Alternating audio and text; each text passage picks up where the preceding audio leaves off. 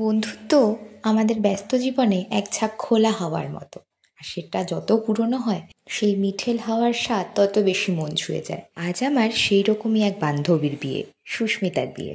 Bethune কলেজের সেই 4তলা building থেকে রাজাবাজার সায়েন্স কলেজ ক্যাম্পাসের গ্রাউন্ড পর্যন্ত যাদের সঙ্গে একসঙ্গে পথ চলা, সেই তাদের মধ্যে ও একজন। এই দেখো, পুরনো কথা বলতে শুরু করলে সময়ের আর হিসেব থাকে না।